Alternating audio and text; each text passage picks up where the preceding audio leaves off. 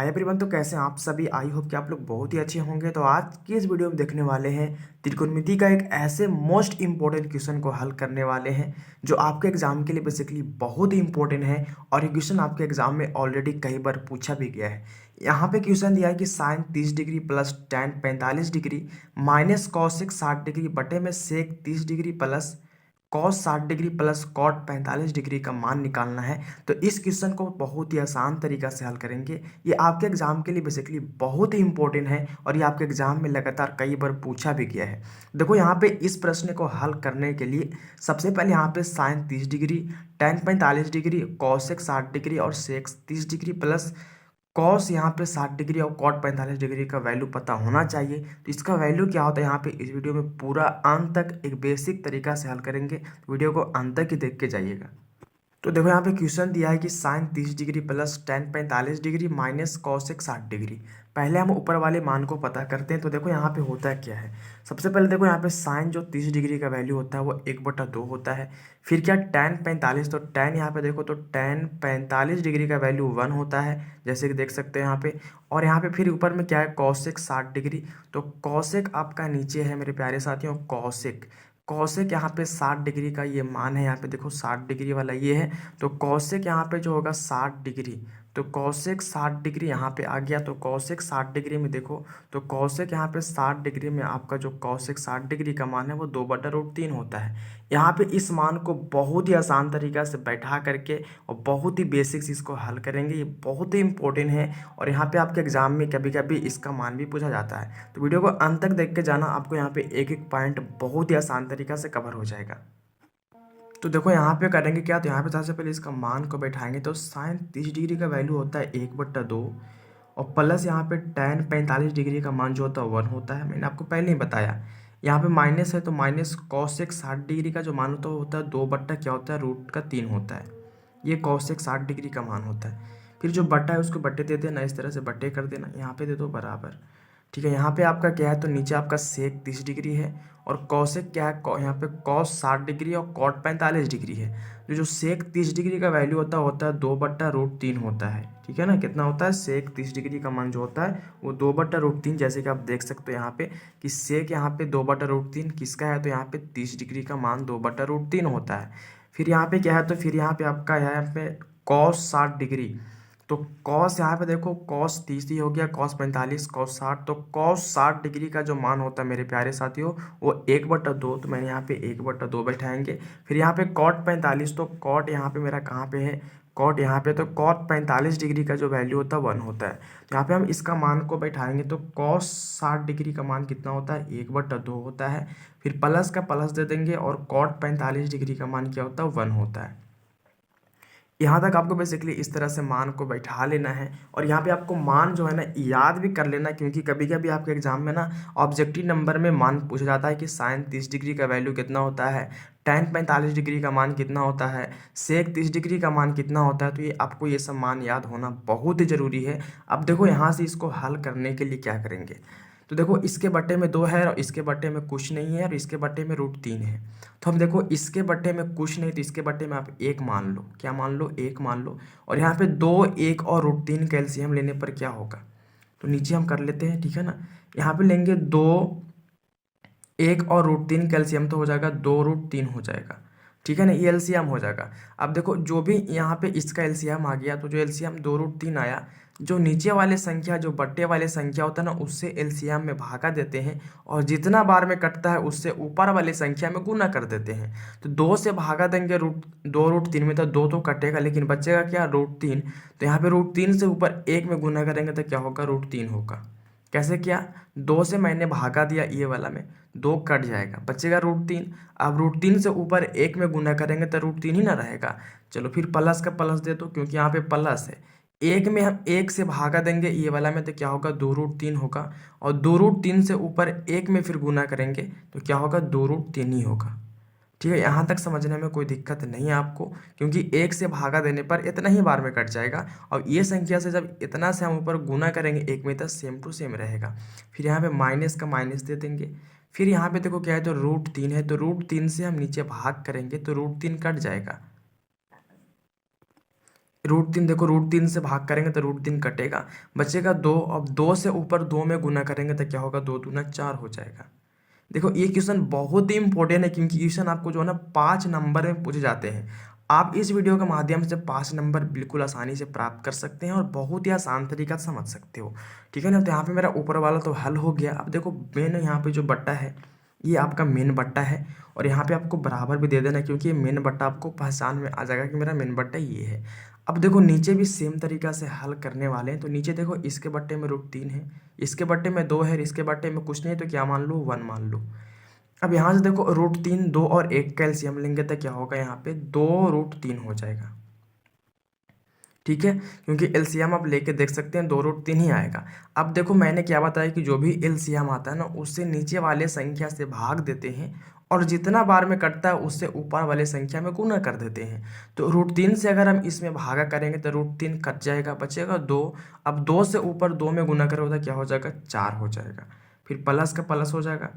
यहाँ भी सेम तरीका, 2 से हम नीचे भाग करेंगे तो 2 कट जाएगा, बचेगा रूट 3।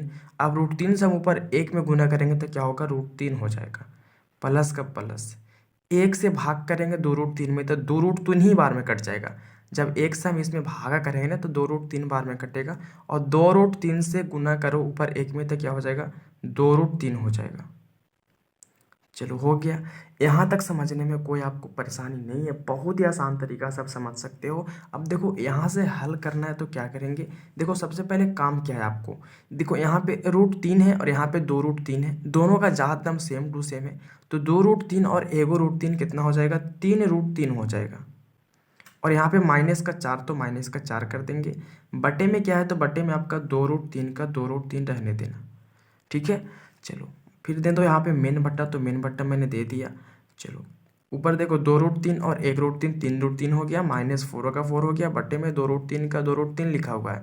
सेम तरीका से यहाँ पे करेंगे तो 2√3 और एगो रूट 3 कितना रूट 3 होगा, तो 3√3 होगा, और प्लस का यहाँ पे 4 तो प्लस का 4 लिख देंगे, ठीक है। बट्टे में क्या है, तो बट्टे में आपका 2√3 का 2√3 ही रहेगा।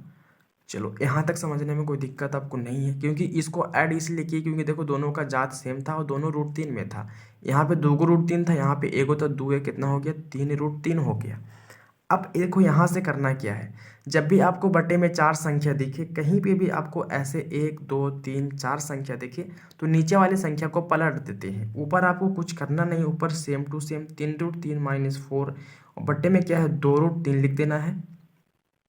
और नीचे वाले संख्या जो पलटाएगा तो नीचे वाला चल जाएगा ऊपर, तो 2√3 हो जाएगा। और यहाँ बचेगा 3√3 प्लस क्या बचेगा, 4 बचेगा, ठीक है ना। कैसे क्या समझना, देखो जब भी आपको 1 2 3 4 संख्या दिखे तो आपको ऊपर सेम टू सेम लिख देना है, और नीचे वाले को पलटना है। तो नीचे वाले चल गया ऊपर, ऊपर वाला आ गया नीचे।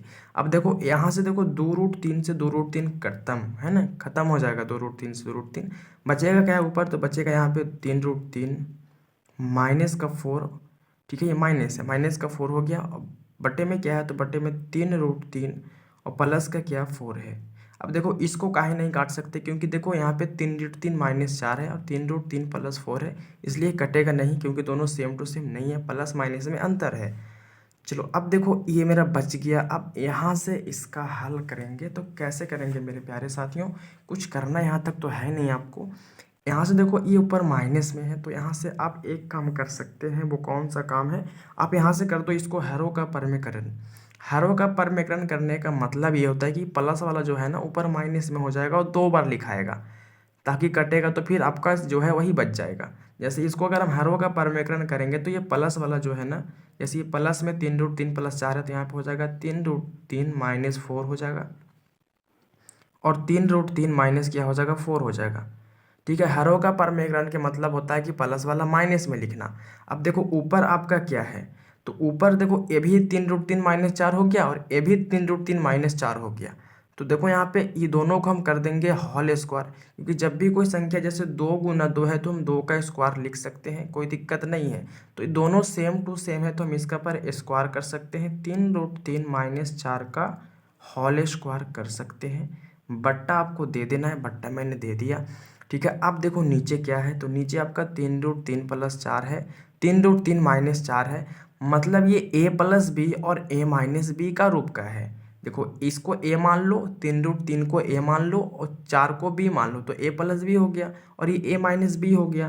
तो अगर a प्लस बी और a माइनस बी आपको जब कहीं पर दिखता है तो इसका फार्मूला होता है a square minus b square, है ना। तो a मेरा क्या है, 3√3 का स्क्वायर हो जाएगा, फिर माइनस होता है तो फार्मूला का माइनस दे देंगे, बी स्क्वायर तो कितना का स्क्वायर, 4 का स्क्वायर हो जाएगा। यहाँ तक समझने में कोई परेशानी आपको नहीं होता होगा।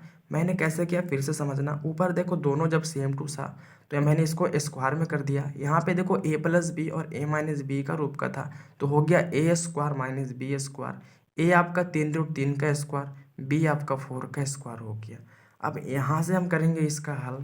तो देखो यहाँ से इसका हल करने का मात्र एक ही तरीका है कि इसको हम हल करेंगे a माइनस बी के होल स्क्वायर पे, ठीक है ना। a माइनस बी का होल स्क्वायर का जो फार्मूला होता है, a माइनस बी का होल स्क्वायर का फार्मूला होता है a square minus 2ab plus क्या होता है b स्क्वायर, है ना। तो यहाँ पे a स्क्वायर तो 3√3 का स्क्वायर हो जाएगा और b आपका यहाँ पे 4 का स्क्वायर। तो यहाँ पे इसको हल करते हैं तो देखो यहाँ पे मेरा होगा a माइनस बी का होल स्क्वायर। तो मैंने a माइनस बी का होल स्क्वायर का मैंने फार्मूला आपको बताया कि a square minus 2ab plus क्या होता है b स्क्वायर। तो यहाँ पे मेरा a हो जाएगा 3√3 हो जाएगा, b मेरा 4 हो जाएगा, ठीक है ना। तो a मतलब हो गया 3√3 का स्क्वायर, a स्क्वायर फिर क्या होता है माइनस 2a का मान क्या है, तो a का मान 3√3 है और b का मान क्या है 4, तो 4 हो जाएगा क्योंकि यहाँ पे a का मान 3√3 था, b का मान 4 था, दो फार्मूला का था। प्लस क्या होता है बी स्क्वायर, तो b आपका क्या है 4, तो 4 का स्क्वायर हो गया, ठीक है ना। 4 का स्क्वायर यहाँ तक हो गया।